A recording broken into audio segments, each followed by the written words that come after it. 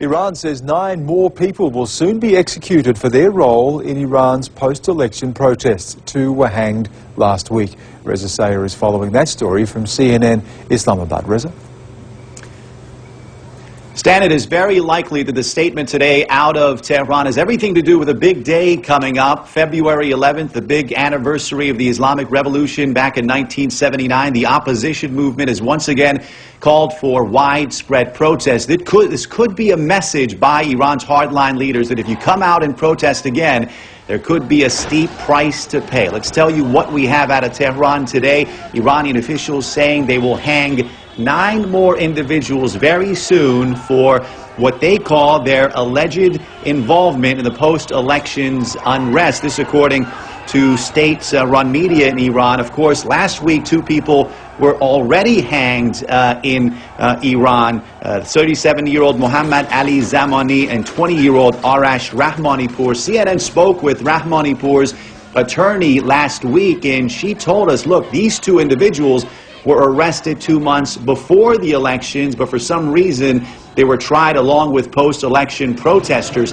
State-run media today in Iran reported this, a senior judiciary official saying the 2 people who were executed last week, as well as the other 9 who will soon be executed, certainly had been part of the recent riots. Each had belonged to an anti-revolutionary group, had aspired to sow dissent and to uproot the regime. Again, the lawyer for Mr. Rahmanipour, who was executed last week, flatly denies these allegations. Of course, Saturday you had Iran put on trial 16 other individuals who were allegedly involved in the last set of widespread protests in Tehran on December 27th. Analysts say this is an effort by Iran's hardline leaders to intimidate the opposition movement into submission, but it's been nearly 8 months since the disputed election back on June 12th of last year, and the opposition movement is still going, still defiant, once again calling for more protests, this time on February 11th, Stan.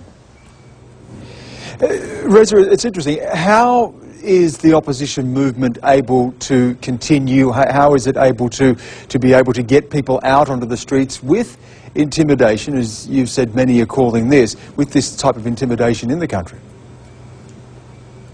Yeah, and that's what's been extremely remarkable about this opposition movement. Without a dynamic and clear leader, they've been able to come out despite repeated, often brutal, sometimes deadly crackdowns by the government. And one way to effectively gauge the momentum of this opposition movement is to look at their ability to target these major holidays where there are government-sanctioned events, and they come out and essentially hijack the event and make their voices heard. February 11th is another one of those days coming up in 9 days. Today on his website, opposition leader Mir Hossein Mousavi once again called for people to come out and protest, and that again, Stan, sets the stage for what could be another violent face-off between Iran's regime, its security forces, and the opposition movement. Stan?